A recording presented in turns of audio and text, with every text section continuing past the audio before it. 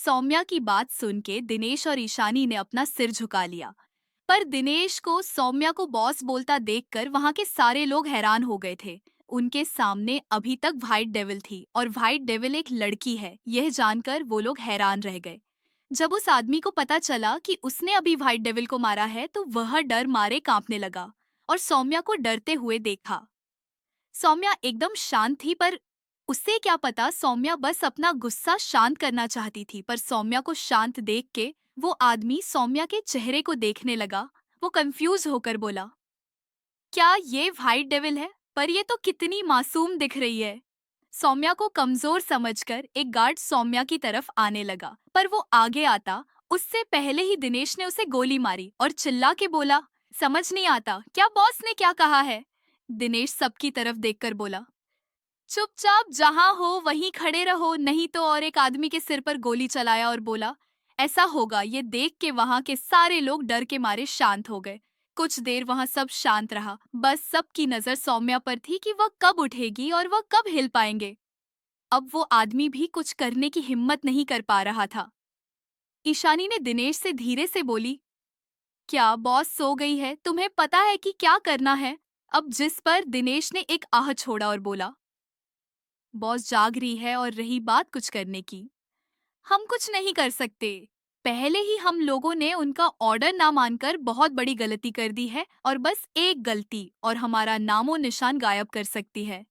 Boss समझी। जिस पर दोनों ने थोड़े घबराहट से सौम्या को देखने लगे। वही थोड़ी देर में सौम्या का गुस्सा थोड़ा कम हो गया तो उसने अपनी आंखें खोली। उसके साथ उसके होठों पर डेविल स्माइल थी। वो बोली, चलो, तुम दोनों ने कुछ तो अच्छा काम किया, नहीं तो मुझे लगा था कि सारी अक्ल घास चराने भेज दिया है। क्यों? जिस पर दोनों ने अपना सिर झुका लिया, जिससे सौम्या की स्माइल चीड़ में बदल गई। वो कोल्ड आवाज में बोली, अब तुम दोनों ने गलती की है तो सजा भी मिलनी चाहिए, तैयार हो क्या? जिस पर दोनों ने अपना सिर हाँ में हिला दिया, क्योंकि उन्हें पता था कि सौम्या उन्हें सजा जरूर देगी। गुड, तुमसे ऐसी ही उम्मीद थी मुझे। तो चलो, तुम दोनों के पास 5 मिनट का टाइम है इन सबको मरने का, वरना। वही दिनेश और ईशानी ने एक दूसरे को देखकर मुस्कुराए और वहां जग छिड़ गई। हर कोई डर के मारे भाग रहा था तो कोई हमला कर रहा था, पर दिनेश और ईशानी किसी को नहीं छोड़ रहे थे। 5 मिनट से पहले ही दोनों ने मिलकर सबको खत्म कर दिया। अब सिर्फ वो आदमी ही बचा था। सौम्या ने अपने हाथ को सामने किया तो जल्दी से दिनेश ने एक लोहे का पाइप उसके हाथ में दे दिया, जिसको देख वो आदमी डर गया और पीछे हटने लगा। सौम्या बोली, क्या हुआ? डर लग रहा है? तुम लोगों ने लड़कियों को समझ क्या रखा है? अपने बाप की जागीर। इतना बोल बिना रहम किए एक जोरदार पाइप मार दिया, जिससे उस आदमी की चीख निकल गई। पर सौम्या यही नहीं रुकी, उसने लगातार 5 से 6 बार मारा, जिससे उसकी हालत बहुत खराब हो गई थी। उसके मुंह से खून निकलने लगा था। पर अचानक वहां एक आवाज गूंजी और एक साथ 500 लगभग गार्ड आ गए और उन सबको घेर लिया। वहां का माहौल देख के सौम्या की आंखें छोटी हो गई और उस आदमी को छोड़कर उसी पाइप को नीचे खड़ा करके उसी पर टिक कर खड़ी हो गई और मुस्कुराते हुए उनके बॉस को देखने लगी थी। उसके चेहरे पर बिल्कुल भी डर नहीं था, ना ही दिनेश और ईशानी के। सौम्या उसके बॉस को देखा और हंसते हुए लापरवाही से बोली, ओ तो तुम आ ही गए, पर ये सब क्या? और वहां के सारे गार्ड को देख के बोली, तुम क्या इतना डर गए कि अकेले आने की भी हिम्मत नहीं हुई तुमसे? जिस पर दिनेश बोला, हिम्मत भी कैसे होती बॉस, ये हमेशा से तो छुप छुप कर ही वार करता था और निकाला भी तो चूहों की फौज लेकर। जिस पर सौम्या के चेहरे पर डेविल स्माइल आ गई। उसने गुस्से से कहा, मुझे उससे कोई मतलब नहीं है, पर तुमने एक बहुत बड़ी गलती कर दी है उन लड़कियों को इन सब में लाकर। जिस पर उनका बॉस मुस्कुराया और 2 कदम आगे आते हुए बोला, वैसे भी तुम क्या कर सकती हो व्हाइट डेविल? मुझे जब पता चला कि व्हाइट डेविल एक लड़की है तो मुझे लगा कि वो 40 से 45 साल की होगी, पर तू तो बड़ी नाजुक कली है। मुझे तो पता चला ही नहीं कि आजकल की लड़कियों के पास सुंदरता के साथ दिमाग भी आने लगा। जिस पर सौम्या लापरवाही से मुस्कुराई और बोली, अब देख लिया ना, अब बता तुझे चाहिए क्या? जिस पर वो मुस्कुराया और बोला, वो सारी इन्फॉर्मेशन जो तुम्हारे पास हम सबकी है और इस पूरे देश की। जिस पर दिनेश और ईशानी ने एक दूसरे को देखा, पर सौम्या सीरियस होकर बोली, कभी नहीं, क्योंकि उनके पास जो इन्फॉर्मेशन थी वो पूरी दुनिया को खत्म कर सकती थी अगर गलत हाथों में चली गई तो, और सौम्या ऐसा नहीं होने दे सकती थी। वही सौम्या की बात सुनकर उसका बॉस हंसा और वहां के सारे गार्ड के तरफ इशारा करके घमंड से बोला, इन सब को देख रही हो, ये सब फाइटिंग स्किल महारत हासिल किए हुए हैं। मेरे पास एक दो नहीं, पूरे 500 गार्ड्स हैं, समझी? तो तेरा यहाँ से भाग जाने का कोई सवाल ही नहीं उठता। जिस पर सौम्या मुस्कुराई और उसको घूरते हुए सीधी खड़ी हो गई, पर शायद लोगों को पता नहीं चला कि यह सब बातें वहां से कुछ दूर खड़े रेहान, कबीर, नील और रोनित सुन रहे थे। जब उन लोगों ने सौम्या को वहां देखा तो वो पुरशौक हो गए। वही सौम्या को देखकर कबीर बोला, ये सौम्या ही है ना? क्या मैं सपना देख रहा हूँ? जिस पर नील सामने देखते हुए बोला, हाँ ये तो मेम ही है, पर वो यहाँ कहाँ से फंस गई? अचानक ही वहां आसपास के माहौल में अजीब सी डरावनी कोल्डनेस फैलने लगी। ये अचानक से ठंड क्यों लग रही है? कबीर ने कहा जब सबने रेहान की तरफ देखा तो उसकी कोल्ड नजरों से आती खतरनाक वाइब को महसूस करते ही कांप उठे। अचानक ही उनकी पूरी बॉडी में अकड़न सा महसूस हुआ। रोनित हैरानी से अपने कोयल बॉस को देख रहा था, जिसकी आंखों में उस खूबसूरत लड़की के लिए चिंता के भाव थे। उसे अपनी आंखों पर भरोसा नहीं हो रहा था। उसके आंखों का तो मानो ऐसा हाल हो गया था कि ज्यादा देर तक अगर उसने यह नजारा देखा तो उसकी आंखों से पक्का खून ही निकल आएगा। उसने धीरे से नील से पूछा, ये सुंदर लड़की कौन है? नील ने उसे अजीब नजरों से देखा, फिर बोला, तुम उनके बारे में क्यों जानना चाहते हो? अरे, मैंने आज पहली बार अपने कोयल बॉस की आंखों में किसी के लिए चिंता के भाव देखे, वो भी एक सुंदर लड़की के लिए। नील, धीरे कहो, अगर बॉस ने सुन लिया ना तो पता नहीं तुम्हारे साथ क्या होगा। वैसे वो हमारी फ्यूचर लेडी बॉस है। क्या सच में? रोनित की आंखों में खुशी के आंसू आ गए। यह जानकर वही उधर सौम्या को ऐसे खड़े देखकर उनके बॉस ने चिल्ला के पूछा, क्या फैसला है? जिस पर ईशानी चीढ़ कर बोली, तुझे समझ नहीं आता क्या एक बार में? नहीं मतलब नहीं। यह सुनकर उनके बॉस को गुस्सा आ गया और बोला, अच्छा ठीक है, और सबको उन तीनों पर हमला करने के लिए कह दिया। यह देखकर रोनित आगे जाने लगा तो नील ने उसे पीछे खींच लिया। नील, मेरा हाथ छोड़ो। इन लोगों की हिम्मत कैसे हुई लेडी बॉस पर वार करने की? बेवकूफ इंसान, अगर बॉस यहाँ है तो भला लेडी बॉस को कुछ हो सकता है क्या? नील ने गुस्से से कहा और सामने देखने लगा, जहाँ पर दिनेश और ईशानी सब कुछ संभाल रहे थे। वो दोनों किसी को भी सौम्या के पास नहीं जाने दे रहे थे। तभी एक गार्ड पीछे से सौम्या पर वार करने वाला था कि सौम्या ने उस गार्ड के पेट पर घूमकर एक लात मारा। अब सौम्या ने भी फाइटिंग करना शुरू कर दिया। वहाँ के सारे लोगों पर वो तीनों भारी पड़ रहे थे। यह देखकर कबीर बोला, क्या मैं जो देख रहा हूँ वह सच है सौम्या? एक लड़की होने के बाद भी कितनी बेहरमी से मार रही है। इतना तो मैं खुद भी नहीं मारता। वहाँ के आधे से ज्यादा लोगों को उन तीनों ने मार दिया था। यह देखकर उनके बॉस को डर लगने लगा था, इसीलिए वो धीरे धीरे पीछे से बाहर निकलने लगा। यह देखकर नील और रोनित ने एक दूसरे को देखा, फिर अपने बॉस को, जिनके होठों पर एक मिस्टीरियस स्माइल थी। यह देखकर दोनों ने सामने देखा तो नील का मुंह खुला का खुला रह गया, क्योंकि सौम्या ने उनके बॉस को कॉलर से पकड़कर घसीटते हुए लेकर आ रही थी। सौम्या के जो एक्सप्रेशन थे उसको देखकर वहां के सारे लोग घबरा गए, क्योंकि सौम्या के पूरे चेहरे पर खून की बूंदें थीं और उसके कपड़े भी खून से लाल हो गए थे। उनका बॉस इतना डर गया था कि उसकी आंखों में आंसू आने लगे थे। आज उसको पता चल रहा था कि क्यों लोग व्हाइट डेविल को इतना बेरहम समझते हैं। अब तक सब लोग वहां मर चुके थे, सिर्फ उनके बॉस ही बचा था। दिनेश आगे आते हुए बोला, बॉस, लड़कियों को बचा लिया गया है। दिनेश को सौम्या को बॉस कहते सुन कबीर बोला, ये तो दिनेश है ना, तो ये सौम्या को बॉस क्यों कह रहा है? इसका बॉस तो हाइट डेविल कहते कहते रुक गया और हैरानी से सौम्या की तरफ देखने लगा। यही हाल नील का भी था।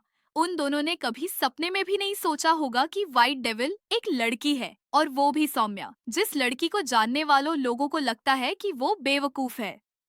अब सौम्या का चेहरा ही इतना मासूम और क्यूट था कि किसी को बताओ तो भी वह इंसान ना माने। उधर सौम्या उस बॉस के पास आई और मुस्कुराते हुए बोली, बहुत शौक है ना तुम सबको व्हाइट डेविल को मरने का, और उसके शरीर में एक इन्फेक्शन इंजेक्ट कर दिया। इंजेक्शन लगाए अभी 1 मिनट भी नहीं हुआ होगा कि उसके शरीर में सड़न पैदा होने लगी। उस इंजेक्शन में एक ऐसा जहर था जिसकी वजह से उसके शरीर में सड़न पैदा होने लगी। और वह तड़प तड़प कर वहीं मर गया। सौम्या दिनेश की तरफ देखकर कहा, क्लियर। सौम्या ने अपनी वॉच में टाइम देखा तो सुबह के 4 बजने वाले थे। यह देखते ही सौम्या जल्दी से दिनेश और ईशानी की तरफ देखकर कहा, जल्दी चलो, अगर घर में कोई जाग गया और मैं घर में नहीं मिली तो पूरे घर में आफत आ जाएगी। इतना कहते ही वह बहुत स्पीड से आगे बढ़ गई। उसकी स्पीड देखकर वहां के सब लोग हैरान रह गए।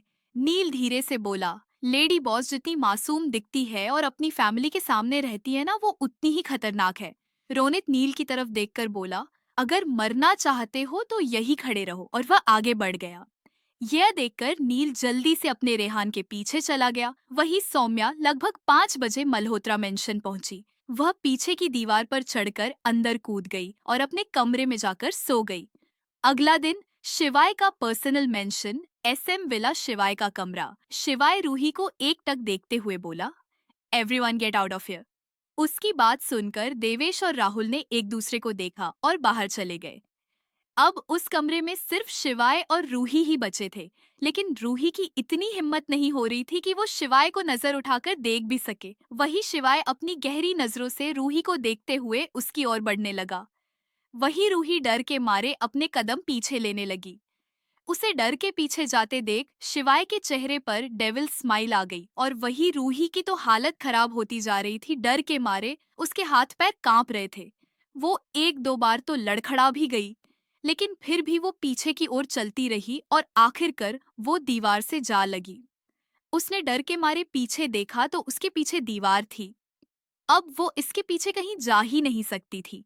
और वही शिवाय उसके बेहद करीब आ चुका था।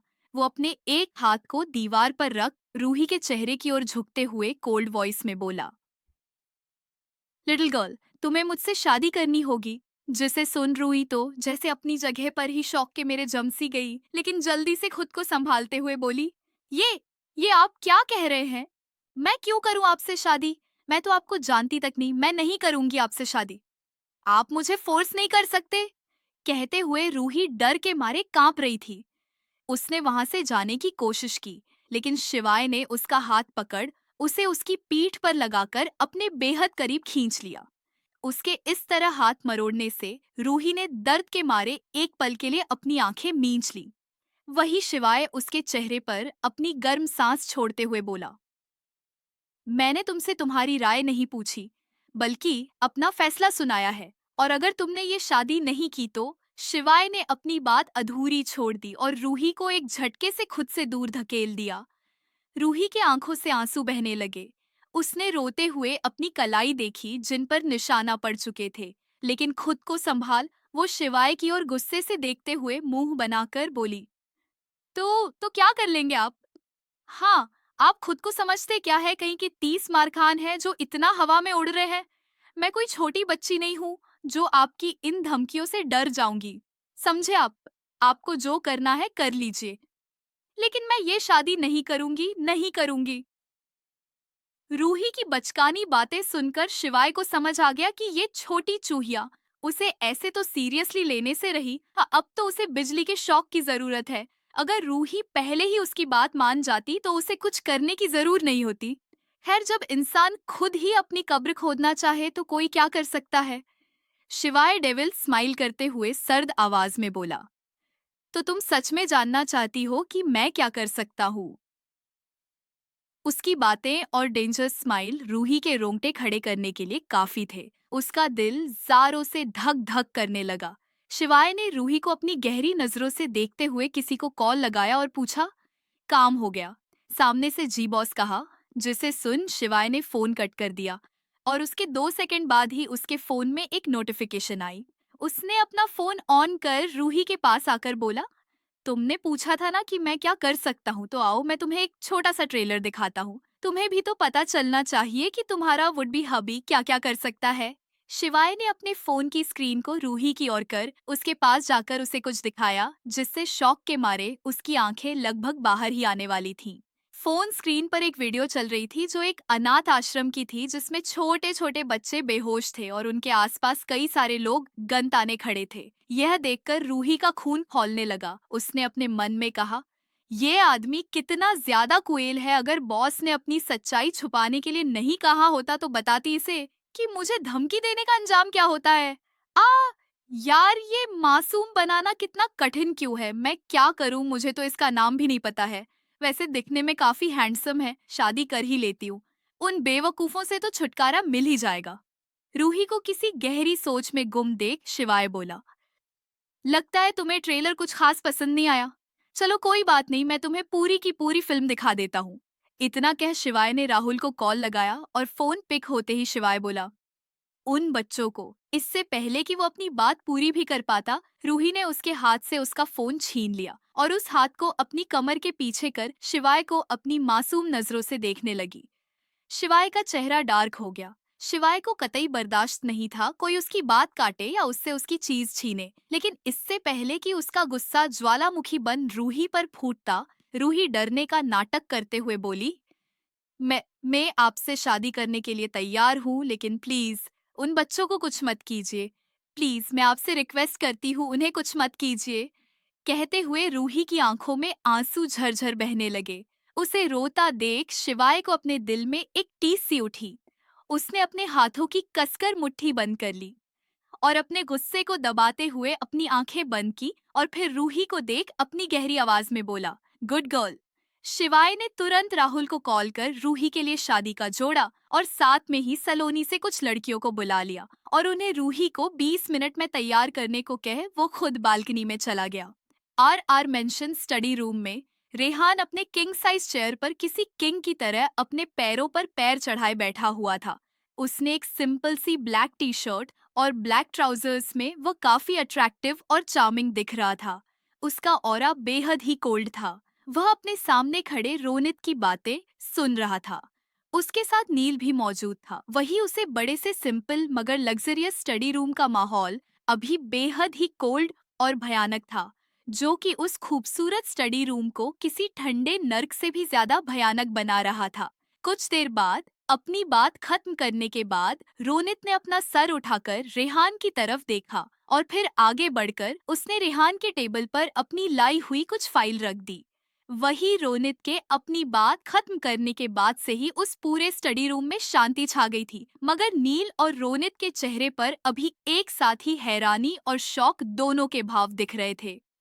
वही रेहान के चेहरे पर अब भी कोई भाव नहीं थे और थोड़ी देर बाद रोनित को कुछ इंटरेक्शन देकर उसने उन दोनों को अपनी उंगली हिलाकर बाहर जाने का इशारा किया, जिससे उसका इशारा समझते ही रोनित जल्द ही रेहान को ग्रीट करके स्टडी रूम से बाहर चला गया। नील अब भी अपनी आंखों में ढेर सारे सवाल और हैरानी के भाव लिए वहीं पर मौजूद था। उसके मन में अभी कई सारे सवाल चल रहे थे जो कि वह रेहान से पूछना भी चाहता था, मगर शैतान से सवाल पूछने के लिए वह चाहकर भी अपनी हिम्मत नहीं जुटा पा रहा था। नील अभी इसी उधेड़-बुन में लगा ही हुआ था कि तभी उसके कानों में रेहान की बेहद कोल्ड आवाज पड़ी। क्या तुम्हारे लिए मुझे स्पेशल अनाउंसमेंट करनी हो कि नील? अपने बॉस की ऐसी ट्यून और सवाल सुन नील को अपनी रीढ़ की हड्डी में तेज ठंडक सी महसूस होने लगी। वैसे ही नील अपने लड़खड़ाते कदमों से उस स्टडी रूम से ऐसे गायब हुआ जैसे इससे पहले उसका वहां पर कोई वजूद ही ना हो। उसके जाते ही रेहान अपनी चेयर पर लीन होते हुए कुछ सोचने लगा। उसके फेशियल एक्सप्रेशन अभी काफी ज्यादा कॉम्प्लिकेटेड और मिस्टीरियस थे, जिसके साथ ही उसकी ग्रे आंखें भी बेहद गहरी थी। वहीं दूसरी तरफ नील जैसे ही उसे नर्क जैसे स्टडी रूम से बाहर निकाला तो लंबी लंबी सांसें लेने लगा। वैसे ही उसकी नजर स्टडी रूम के बाहर दीवार से टेक लगाकर खड़े रोनित पर गई, जो कि मुस्कुराते हुए उसकी तरफ ही देख रहा था। मगर उसकी वो मुस्कान देखते ही नील की भवें सिकुड़ गई और वो चिढ़े हुए ट्यून में रोनित से बोला, अपनी बत्ती सी दिखाना बंद कर दो, नहीं तो कसम से मुझे आज तुम्हारी वो सारी मोतियों जैसे सफेद दांत तोड़कर भरी जवानी में तुम्हें दांतहीन बना देना है। नील की बात सुन रोनित की मुस्कान और भी ज्यादा बड़ी हो गई और फिर वो नील का कंधा थपथपाते हुए नील से बोला, हाय काम डाउन प्यारे नील। ये कोई नई बात तो है नहीं कि बॉस ने तुम्हें ऐसे फटकार हो, तो तुम इतने हाइपर क्यों हो रहे हो? और वैसे भी तुम्हें बांस पर्सनल मैटर मैं कुछ नहीं सोचना चाहिए। तो नील रोनित का हाथ अपने कंधे से हटाते हुए थोड़ी हैरानी भरी ट्यून में बोला, अरे यार, मुझे खुद भी बॉस के पर्सनल मैटर में इवॉल्व होने का कोई शौक नहीं है, मगर मुझे समझ नहीं आ रहा है कि सौम्या मैम ने यह किया कैसे। हमारे बॉडीगार्ड सौम्या मैम के साथ हमेशा रहते हैं और हमें उनके बारे में कुछ नहीं पता। मैम ने हमें भनक तक नहीं लगने दिया। क्या सच में? रोनित हैरानी भरी ट्यून में बोला। और तुम्हें पता है रोनित, बॉस का इंडिया आने का कारण भी सौम्या मैम ही है। बॉस सौम्या मैम के साथ इतना ज्यादा जेंटली और प्यार से बिहेव करते हैं, विल यू मी। अगर तुम एक बार बॉस का सौम्या मैम के साथ लवी दबी बिहेवियर देख लोगे ना, तो मेरा विश्वास मानो तुम्हारी आंखों से खून ही निकलने लगेगा। इसी तरह आपस में बात करते हुए वो दोनों गार्डन एरिया में पहुंच चुके थे, जहां पर एक चॉपर खड़ा हुआ था। वही नील और रोनित बात कर ही रहे थे कि तभी वहां पर एक 20 साल का लड़का आ गया, जो कि रेहान का किलर मशीन रॉकी था। वहां आते ही रॉकी की नजर जैसे ही रोनित पर गई, वैसे ही उसकी आंखों में चांद तारों वाली चमक आ गई और उसने बड़ी ही एक्साइटेड ट्यून में रोनित को ग्रीट करते हुए कहा, हे कैप्टन ऑफ इंडिया कब आए? रॉकी की आवाज सुन नील और रोनित की नजरें रॉकी पर चली गई, जो अभी काफी एक्साइटेड दिख रहा था। वही रोनित ने मुस्कुराकर रॉकी को जवाब देते हुए कहा, मैं कल ही आया था। वैसे तुम कैसे हो छोटे शैतान? रोनित की बात सुन रॉकी अपनी आंखें छोटी कर नील को घूरते हुए रोनित से बोला, आपको नील भाई ने ही मुझे शैतान कहने को बोला है ना? अरे नहीं, उसने तो मुझे बस तुम्हारे राक्षसी कारनामों के बारे में बताया था। तुम्हारा नामकरण तो मैंने खुद ही तुम्हारे कामों के आधार पर रख दिया। रोनित हंसते हुए रॉकी से बोला, जिसे सुन रॉकी एक खिसियानी हंसी हंसते हुए बोला, हाँ, बोल तो आप ऐसे रहे हो जैसे आप सब लोग बड़े दूध के धुले हुए हो, वो तो है। रोनित ने कहा और फिर थोड़ी देर तक रॉकी से बातें करने के बाद रोनित वहां से एक ब्लैक चॉपर में चढ़कर चला गया। वही रोनित के आसमान में उड़ते हुए चॉपर को बाय करने के बाद रॉकी की नजर नील पर गई, जो उसे घूरते हुए देख रहा था। वही उसे ऐसे खुद को घूरता हुआ पाकर रॉकी अपनी भवें उठाते हुए बोला, क्या आप मुझे ऐसे क्यों घूर रहे हो? तो नील शक भरी नजरों से उसे घूरते हुए कहा, तुम यहाँ क्यों आए हो? नील की बात सुन रॉकी के चेहरे पर एक इविल स्माइल आ गई, ये लाल आ गई और फिर वो उसी तरह हंसते हुए नील से बोला, वो मैं यहाँ पर बॉस को इन्फॉर्म करने आया था कि वो सभी बॉडीगार्ड जो लेडी बॉस की सुरक्षा में रखे गए थे, उन्हें ब्लैक हील में पहुंचा दिया गया है। उन सबको तुम वहां कब ले गए? नील हैरानी भरी ट्यून में बोला। एसएम मेंशन शिवाय जब कमरे में आया तो उन लोगों ने रूही को तैयार कर दिया था। रूही को शादी के जोड़े में देख शिवाय तो बस उसे देखता ही रह गया। रूही इतनी प्यारी और खूबसूरत लग रही थी कि शिवाय तो क्या वहां मौजूद पार्लर वाली भी रूही से अपनी नजरें नहीं हटा पा रही थी। जब शिवाय की नजर उन पार्लर वाली पर गई तो उसका गुस्सा बढ़ने लगा और उसके आसपास का माहौल काफी ठंडा और डरावना हो गया। उन सैलून से आई लड़कियों को अचानक ठंड का एहसास होने लगा तो अनायास उनकी नजरें शिवाय पर चली गई, जिसका सिर्फ चेहरा ही नहीं बल्कि इस वक्त उसकी आंखें भी लाल हो चुकी थी। शिवाय को इतने गुस्से में देख वो लड़कियां अंदर तक कांप उठी। वही रूही को अजीब सी ठंडक अपनी बॉडी पर फील होने लगी।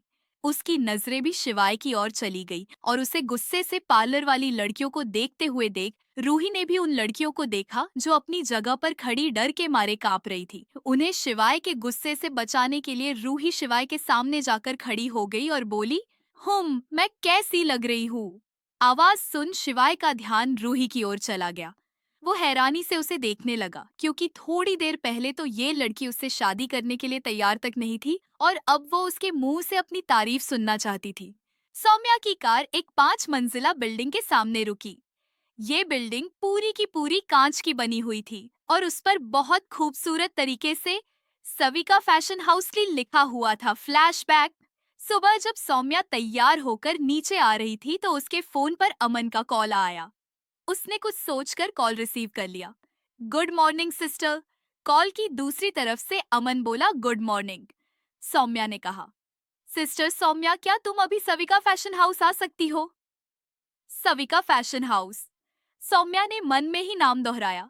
तब उसे याद आया कि यह फैशन हाउस सौम्या का है, जिसके बारे में अभी घर में सिर्फ देवेश और उसके दोस्तों को ही पता है। इसे सौम्या ने 3 साल पहले खोला था। फ्लैशबैक एंड सौम्या ऑफिस के अंदर चली गई। अभी वर्किंग हावर्स शुरू होने की वजह से बहुत कम एम्प्लॉय आए हुए थे। सौम्या ने जब रिसेप्शन पर वाइस प्रेसिडेंट अमन के बारे में पूछा तो रिसेप्शन का मुंह बन गया।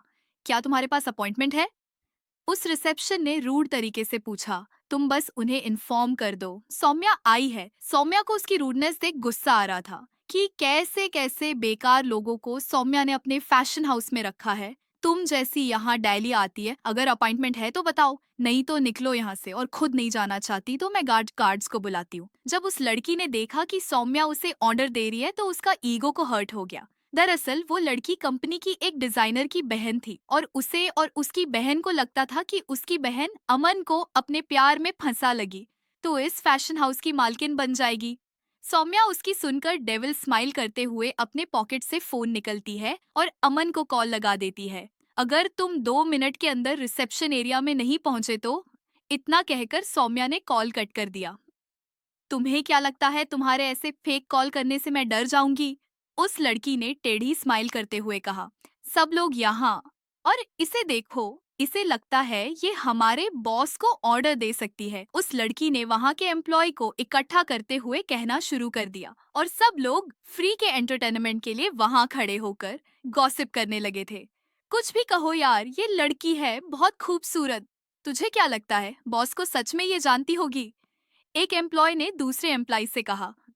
क्या पता, ये कोई नई मॉडल होगी और शॉर्टकट के लिए हमारे बॉस को फंसाना चाहती होगी। ऐसे ही सब अपने में कमेंट करने में लगे हुए थे, लेकिन सौम्या को इन सब से कोई फर्क नहीं पड़ रहा था। चलो निकलो यहाँ से या गार्ड को बुलाऊं। इतना ज्यादा मेकअप करके खुद को मॉडल समझ रही हो।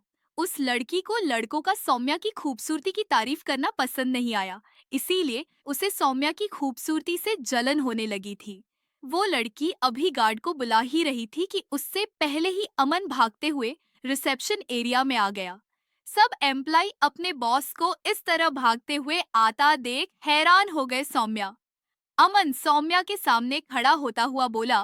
सब लोग अपने बॉस को इस लड़की को पहचानते देख थोड़ा घबरा से गए, लेकिन वो रिसेप्शन अपनी बहन रीमा को अपने बॉस के पीछे खड़े देख रिलैक्स हो जाती है। ये क्या बकवास एम्प्लॉय तुमने हायर किए हुए हैं इन सबको? अभी के अभी फायर करो। सौम्या ने बड़े एटीट्यूड से सब पर एक नजर डालते हुए अमन से कहा। तुम होती कौन हो हम सबको फायर करने वाली? तुम 2 कौड़ी की लड़की पता नहीं कहाँ से आ जाती है। जरूर हमारे बॉस को अपने जाल में फांसना चाहती हो। You characterless. उस रिसेप्शन ने इतना ही कहा था कि अमन उसके सामने खड़ा हो गया और अपनी लाल आंखों से उसे घूरते हुए अपनी सख्त आवाज में कहा। सेटअप। यू ब्लडी बीच एक शब्द अपने मुंह से मत निकालना। अमन की इतनी सख्त आवाज सुन वहां के सारे एम्प्लाई डर गए। सभी एम्प्लाई यह नजारा देखकर हैरान थे, क्योंकि भले ही अमन सख्त था लेकिन वो इतना गुस्सा कभी भी नहीं करता था। वो हमेशा शांत ही रहता था। रीमा, बॉस, आप एक अनजान लड़की के लिए। उसने इतना ही कहा था कि अमन ने उसे देखकर कहा, चुप, बिल्कुल चुप। और क्या कहा अनजान लड़की? वो इस फैशन हाउस की प्रेसिडेंट है। इतना सुनते ही सबकी नजर सौम्या की तरफ चली गई, जो एक चेयर पर क्वीन की तरह बैठी सामने हो रहे ड्रामा को एंजॉय कर रही थी। मल्होत्रा मेंशन। शिवाय की कार मल्होत्रा मेंशन के अंदर आकर रुकी। वो बड़े ही एटीट्यूड के साथ बाहर निकाला। उसके चेहरे पर अभी कोई भाव नहीं थे। वही लिविंग एरिया में सीता जी अपनी एक फ्रेंड से फोन पर बातें कर रही थी। उन्होंने अपनी फ्रेंड से कहा, यार मैं क्या करूं? शिवाय सुनता कि नहीं है। मैंने कितनी बार कहा है कि एक गर्लफ्रेंड बना लो, मगर मजाल है लड़कियों को नजर उठाकर देखे। मैंने उसे कितना इमोशनल ब्लैकमेल भी किया, पर यह लड़का मेरी सुनता ही नहीं। सीता जी की फ्रेंड ने कहा, तुम चाहो तो मेरी बेटी से शादी करने के लिए शिवाय को माना लो। मेरी बेटी बहुत संस्कारी और इंटेलिजेंट है। वो अभी पढ़ाई के साथ साथ अपने पिता के साथ उनके बिजनेस में मदद भी करती है। सीता जी मन में, बिल्कुल नहीं। मैं उस घमंडी लड़की से बिल्कुल भी अपने शिवाय की शादी नहीं करूंगी। वो अभी सोच ही रही थी कि तभी बाहर से एक नौकर भागते हुए अंदर आया। वह काफी घबराया हुआ था। उसने सीता जी को देखते हुए कहा, बड़ी मैडम, मुझे विश्वास नहीं हो रहा और आपको भी विश्वास नहीं होगा। सीता जी मुंह बनाते हुए बोली, तुम तो ऐसे शौक हो जैसे मेरे नालायक बेटे ने शादी कर ली हो। नौकर अपना सिर हिलाते हुए बोला, आपको कैसे पता चला? मॉम, तभी शिवाय की आवाज उनके कानों में पड़ी। सीता जी ने जैसे ही दरवाजे की तरफ देखती है तो वह हैरान होकर खड़ी हो गई और जल्दी से शिवाय के सामने जाकर खड़ी होकर हैरानी से बोली, क्या मैं जो देख रही हूँ वह सच है या सपना है मेरा? कोई बताओ मुझे मॉम, भाई ने सच में शादी कर ली। देवेश अपनी मॉम को होश में हुए कहा। मल्होत्रा मेंशन में उस सुबह का माहौल कुछ अलग ही था। सूरज की किरणें अभी पूरी तरह से आसमान में नहीं फैली थीं, लेकिन मेंशन के अंदर का तापमान मानो किसी अनदेखे तूफान की आहट से गर्म हो रहा था। सीता जी अभी भी दरवाजे के पास खड़ी थीं। उनकी आंखें हैरानी और खुशी के मिश्रित भावों से चमक रही थीं। सामने शिवाय खड़ा था जिसके चेहरे पर कोई भाव नहीं था, लेकिन उसकी आंखों में एक अजीब सी चमक थी जो किसी को समझ नहीं आ रही थी। उसके पीछे रूही खड़ी थी, शादी के जोड़े में लिपटी हुई, मगर उसका चेहरा डर और घबराहट से भरा हुआ था। देवेश अपनी माँ के पास खड़ा था जो अभी भी इस नजारे को सपना समझने की कोशिश कर रहा था। शिवाय, ये क्या माजरा है? तूने सच में शादी कर ली? सीता जी की आवाज में कांपन था, लेकिन उनके होंठों पर हल्की सी मुस्कान भी थी। उन्हें अपने बेटे से ऐसी उम्मीद कभी नहीं थी। शिवाय, जो लड़कियों की तरफ नजर उठाकर देखना भी पसंद नहीं करता था, आज एक दुल्हन लेकर घर आया था। शिवाय ने अपनी माँ की तरफ देखा। उसकी ठंडी नजरें सीता जी के चेहरे पर टिकी। हाँ मॉम, ये मेरी पत्नी है रूही। उसकी आवाज में कोई उत्साह नहीं था, बस एक सर्द ठहराव था, जैसे ये कोई बिजनेस डील हो, न कि शादी। रूही ने धीरे से अपना सिर उठाया। उसकी आंखें अभी भी नम थीं। उसने सीता जी को देखा और हाथ जोड़कर धीरे से बोली, नमस्ते आंटी जी। उसकी आवाज में डर साफ झलक रहा था, लेकिन वो अपनी भावनाओं को छुपाने की कोशिश कर रही थी। सीता जी ने रूही को ऊपर से नीचे तक देखा। लाल जोड़े में वो सचमुच किसी अप्सरा सी लग रही थी, लेकिन उसकी आंखों में छुपा डर सीता जी से छुपा नहीं। बेटी, तुम ठीक तो हो ना? और ये सब इतनी जल्दी कैसे हो गया? सीता जी ने आगे बढ़कर रूही का हाथ पकड़ा। उनकी आवाज में ममता थी। रूही कुछ बोल पाती उससे पहले ही शिवाय ने बीच में टोक दिया। मॉम, सवाल बाद में, अभी इसे आराम की जरूरत है। उसने रूही की तरफ देखा और उसकी नजरों में एक अजीब सा ऑर्डर था जिसे रूही समझ गई। वो चुपचाप सिर झुकाकर खड़ी रही। देवेश, जो अब तक चुप था, आगे आया और हंसते हुए बोला, भाई ये तो कमाल हो गया। मुझे तो लगा था कि आप जिंदगी भर कुंवारे रहोगे, लेकिन ये क्या, एकदम फिल्मी स्टाइल में दुल्हन ले आए।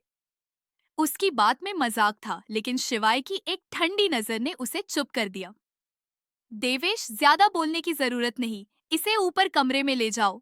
शिवाय ने ऑर्डर दिया और फिर बिना कुछ और कहे लिविंग एरिया से बाहर की तरफ बढ़ गया। सीता जी और देवेश एक दूसरे को देखने लगे। दोनों के मन में सवालों का तूफान उठ रहा था। रूही को देवेश ऊपर कमरे में ले गया। कमरा बड़ा था, शाही अंदाज में सजा हुआ, लेकिन उसकी दीवारों से निकलती ठंडक रूही के दिल में और डर पैदा कर रही थी।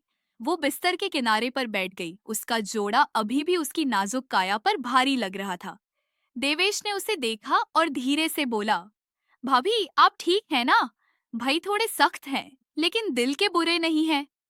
रूही ने हल्का सा सिर हिलाया, लेकिन उसका मन कहीं और था।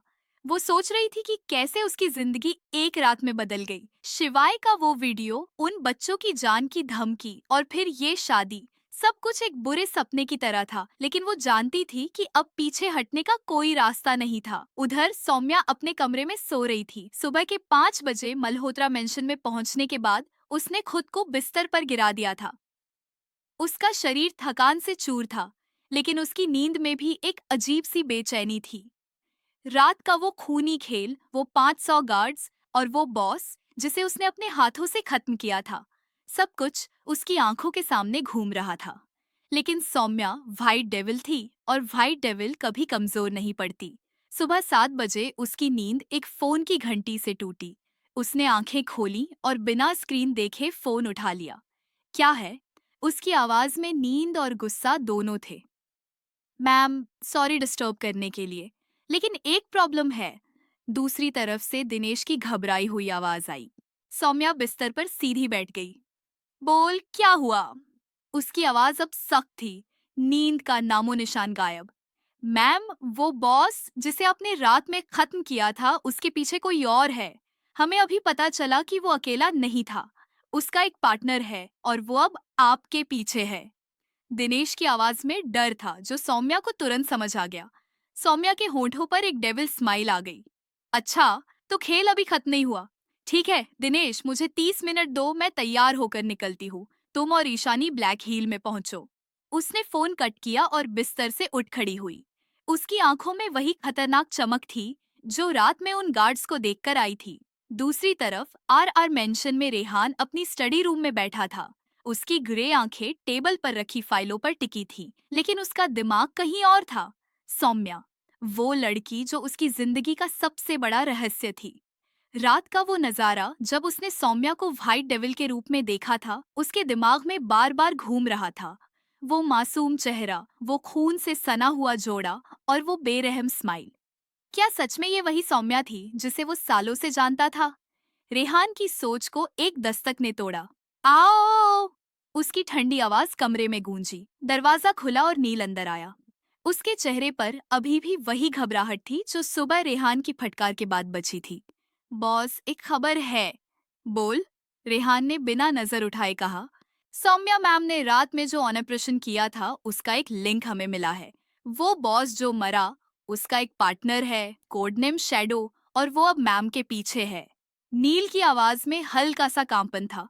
रेहान ने पहली बार अपनी नजर उठाई। उसकी ग्रे आंखें नील के चेहरे पर टिक गईं और कमरे का माहौल एकदम से ठंडा हो गया। शैडो, हम इंटरेस्टिंग, उसने कुर्सी पर पीछे झुकते हुए कहा। उसके होंठों पर एक हल्की सी स्माइल थी। नील, रॉकी को बुलाओ, और हाँ, सौम्या को अभी कुछ मत बताना, मैं खुद उससे मिलूंगा। नील ने सिर हिलाया और जल्दी से कमरे से बाहर निकल गया। रेहान अकेला रह गया। उसने टेबल पर रखी एक तस्वीर उठाई। उसमें सौम्या थी, हंसती हुई, मासूम सी। व्हाइट डेविल, तुम्हारा ये खेल मुझे और कितना हैरान करेगा, उसने धीरे से कहा और तस्वीर को वापस रख दिया। उधर ब्लैक हील में दिनेश और ईशानी पहले से मौजूद थे। ये एक अंडरग्राउंड बेस था जिसे सौम्या ने अपने ऑपरेशंस के लिए बनाया था। चारों तरफ हथियार, स्क्रीन्स और ट्रेंड फाइटर्स की मौजूदगी इसे किसी किले से कम नहीं बनाती थी। दिनेश एक स्क्रीन पर कुछ डेटा चेक कर रहा था जबकि ईशानी अपने गन को साफ कर रही थी। दिनेश, तुझे क्या लगता है बॉस इस बार क्या करेंगी? ईशानी ने बिना नजर उठाए पूछा। दिनेश ने स्क्रीन से नजर हटाई और हल्का सा मुस्कुराया। वही जो हमेशा करती है, खेल को अपने हाथ में ले लेंगी। लेकिन ये शैडो, इसके बारे में कुछ पता नहीं। अगर ये उस बॉस से भी खतरनाक हुआ तो हमें तैयार रहना होगा। तभी दरवाजा खुला और सौम्या अंदर आई। काले लेदर जैकेट, ब्लैक जीन्स और बूट्स में वो किसी क्वीन से कम नहीं लग रही थी। उसके चेहरे पर वही डेविल स्माइल थी जो हर दुश्मन के दिल में डर पैदा करती थी। तो मेरे शिकारी तैयार हैं? उसकी आवाज में एक ठंडी मिठास थी। दिनेश और ईशानी ने एक साथ सिर हिलाया। हाँ बॉस। सौम्या एक कुर्सी पर बैठ गई और स्क्रीन की तरफ देखते हुए बोली। शैडो, हम चलो देखते हैं ये छाया कितनी गहरी है। मुझे उसकी हर डिटेल चाहिए, कौन है, कहाँ है और क्या चाहता है। और हाँ, अगर वो मेरे पीछे है तो उसे मेरे सामने लाने का इंतजाम करो। खेल अब शुरू होगा। सौम्या की बात सुनते ही ब्लैक हील में एक अजीब सी हलचल मच गई।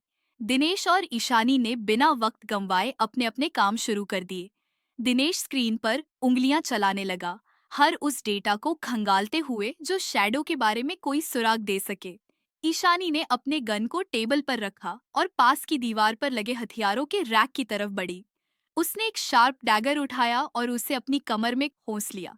सौम्या की नजर दोनों पर थी, लेकिन उसका दिमाग कहीं और चल रहा था। बॉस, अभी तक जो पता चला है वो ये कि शैडो कोई आम खिलाड़ी नहीं है। दिनेश ने स्क्रीन से नजर हटाए बिना कहा।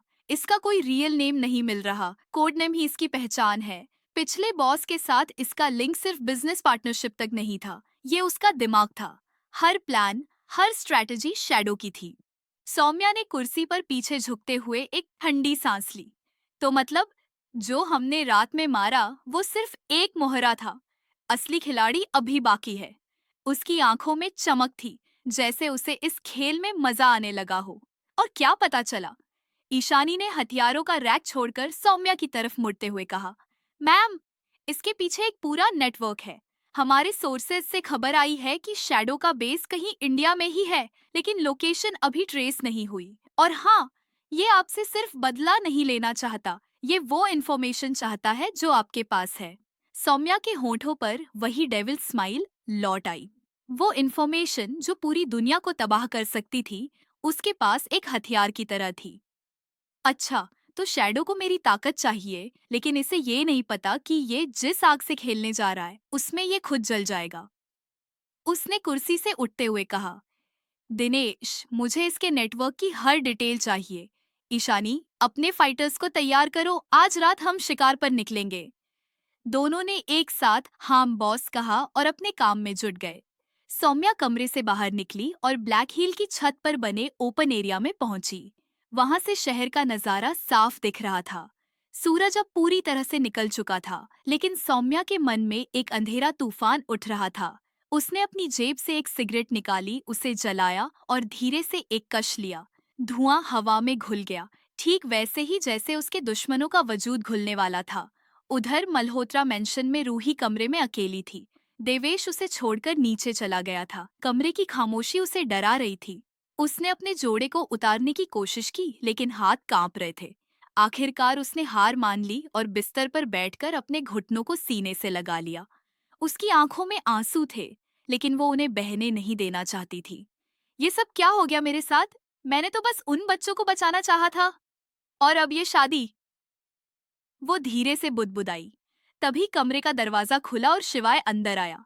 उसने काला सूट पहना था, जो उसके खतरनाक और ठंडे व्यक्तित्व को और उभार रहा था। रूही ने उसे देखा और सहम कर पीछे हट गई। शिवाय ने दरवाजा बंद किया और धीरे धीरे उसकी तरफ बढ़ा। उसकी नजरें रूही के चेहरे पर टिकी थीं, जैसे वो उसके मन को पढ़ने की कोशिश कर रहा हो। डर रही हो? शिवाय की आवाज में एक अजीब सा ठहराव था। वो बिस्तर के पास रुक गया और रूही को देखने लगा। रूही ने सिर हिलाया, लेकिन उसकी आंखें कुछ और कह रही थीं। आप आपने मुझे मजबूर किया, ये शादी मेरी मर्जी से नहीं हुई। उसकी आवाज में गुस्सा था, लेकिन डर उसे दबा रहा था। शिवाय के होठों पर एक हल्की सी स्माइल आई जो डरावनी थी। मजबूरी? तुम्हें लगता है कि मैंने तुम्हें मजबूर किया? लिटिल गर्ल, तुमने खुद हाँ कहा था। मैंने बस तुम्हें एक ऑप्शन दिया था, या तो शादी या फिर उन बच्चों का अंजाम। तुमने जो चुना वो तुम्हारा फैसला था। रूही का गुस्सा अब बाहर आने लगा। उसने अपने आंसुओं को पोंछा और शिवाय की तरफ देखते हुए कहा, आप एक क्रूर इंसान हैं। आपको लगता है कि आप सबको डरा सकते हैं। मैं आपकी गुलाम नहीं हूँ। शिवाय ने एक कदम और आगे बढ़ाया और रूही के ठीक सामने झुक गया। उसकी सांसें रूही के चेहरे पर पड़ रही थीं। गुलाम नहीं, तुम मेरी पत्नी हो, और ये समझ लो कि मेरे साथ रहना तुम्हारी जिंदगी का सबसे बड़ा सच है। अब इसे स्वीकार करो, वरना। उसने अपनी बात अधूरी छोड़ दी और सीधा होकर खड़ा हो गया। रूही कुछ बोल पाती उससे पहले ही शिवाय ने कमरे से बाहर जाने के लिए मुड़ लिया, लेकिन दरवाजे पर रुककर उसने पीछे मुड़कर कहा, तैयार हो जाओ। आज रात हमें एक फंक्शन में जाना है। मेरी फैमिली को अपनी नई बहू से मिलवाना है। इतना कहकर वो बाहर निकल गया। रूही अकेली रह गई। उसका दिल जोर जोर से धड़क रहा था। वो समझ नहीं पा रही थी कि शिवाय के साथ उसकी जिंदगी अब क्या मोड़ लेगी। लेकिन एक बात उसे साफ थी, वो इस कैद से निकलना चाहती थी, चाहे इसके लिए उसे कुछ भी करना पड़े। दूसरी तरफ आरआर मेंशन में रेहान अपनी स्टडी रूम से निकलकर गार्डन एरिया में पहुंचा। वहां रॉकी पहले से मौजूद था, अपने चॉपर के पास खड़ा। रॉकी ने रेहान को देखते ही सलाम किया। बॉस, आपने बुलाया? रेहान ने सिर हिलाया और चॉपर की तरफ बढ़ते हुए कहा, हाँ रॉकी, मुझे सौम्या से मिलना है, लेकिन उससे पहले कुछ काम है। तुम नील के साथ शैडो के नेटवर्क को ट्रैक करो। मुझे उसकी हर मूवमेंट चाहिए, और हाँ, सौम्या को अभी कुछ मत बताना। रॉकी ने मुस्कुराते हुए कहा, बॉस, आप कहें तो मैं अभी शैडो को ढूंढकर आपके सामने पेश कर दूं। ये छोटे मोटे चूहे मेरे लिए कुछ भी नहीं। रेहान ने उसकी तरफ देखा। उसकी ग्रे आंखों में एक ठंडी चमक थी। रॉकी, ये चूहा नहीं, सांप है, और सांप को मारने से पहले उसकी फुफकार सुननी पड़ती है, समझे? रॉकी ने सिर हिलाया और चॉपर में बैठ गया। रेहान भी अंदर आया और चॉपर ने उड़ान भर दी। वो सौम्या से मिलने जा रहा था, लेकिन उसका मन बेचैन था। सौम्या और व्हाइट डेविल क्या सच में ये एक ही इंसान थी? और अगर हाँ, तो वो इतने सालों तक उससे ये सच क्यों छुपाती रही? रात के 9 बजे ब्लैक हिल में सौम्या अपने फाइटर्स के साथ तैयार थी।